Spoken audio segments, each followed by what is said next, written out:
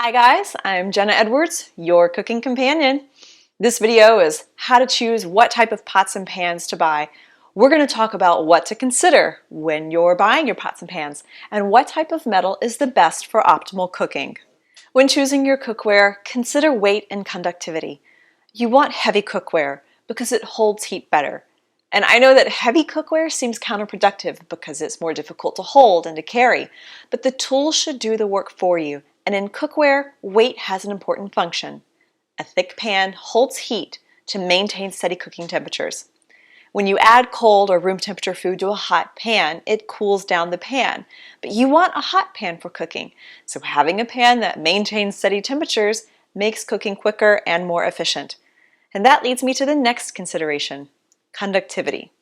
It's quite a scientific term, yes, and I won't get into any scientific details, only functional results. It stands to reason, though, that when dealing with heat, it makes sense that you'd want the heat used the best way possible.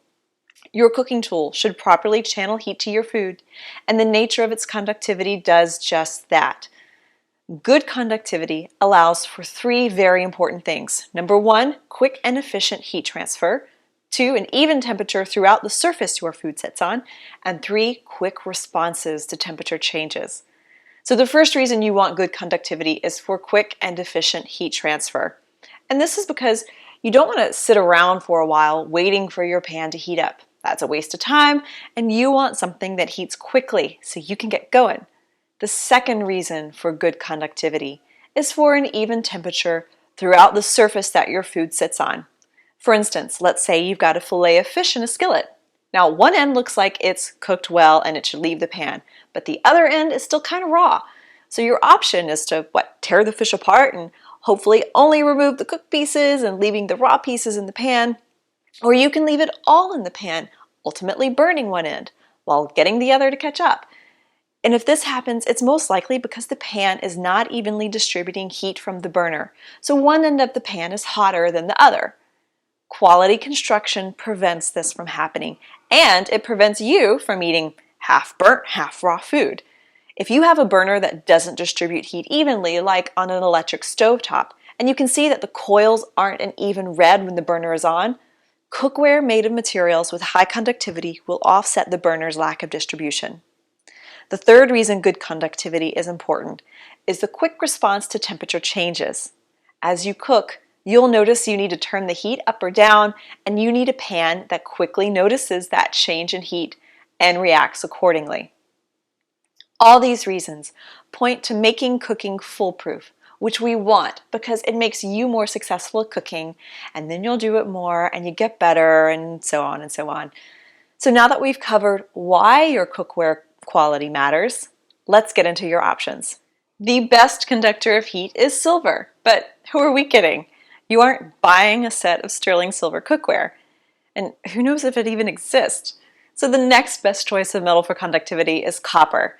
Now, I'm sure you've seen some beautiful French copper cookware. Copper is crazy expensive, so it's not my recommendation for a starter kitchen.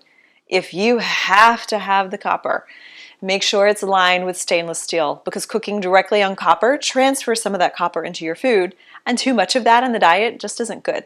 So stainless steel linings allow for the heat conductivity benefits while protecting food from direct contact to the copper. Okay, so we've got no silver, no copper. The third best conductor of heat is aluminum, and now we're getting somewhere. Aluminum is much, much cheaper than copper and silver, and the downside is it's soft, and it reacts to acidic foods, which you don't want. So get aluminum lined with stainless steel. Again, the stainless steel lining allows the heat conductivity benefits while strengthening the aluminum from warping or misshaping, and it protects acidic foods from reacting to the aluminum. Aluminum is naturally light, so look for very thick aluminum cookware, because thick means a better retention of heat. And by thick, I mean at least 1/4 of an inch or 6/10 of a centimeter. I'll address cast iron now. I've seen some sources quote cast iron skillets as a versatile choice for a starter kitchen, but I'll disagree here. Iron is a poor conductor of heat, so it'll take a while to reach the temperature you want for cooking.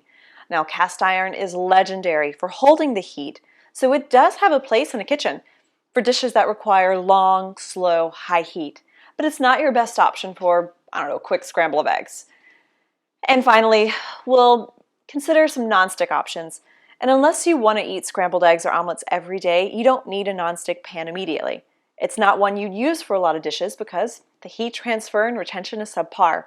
But there are so many options for nonstick construction like anodized aluminum, Adernon, which is really popular in Europe, Teflon, ceramic, and all sorts of other super fancy industrial concoctions with flashy names. But there are many ways to eat eggs other than scrambled, and nonstick is just a whole other world in and of itself. So let's recap what we just learned about materials for cookware. Silver and copper are great, but unrealistic. Aluminum is accessible, and it must be bought lined with stainless steel and with a thick bottom. Cast iron is not great for getting hot fast, but it's great for keeping heat once it gets it. And that's it for materials. I'm Jenna Edwards, your cooking companion.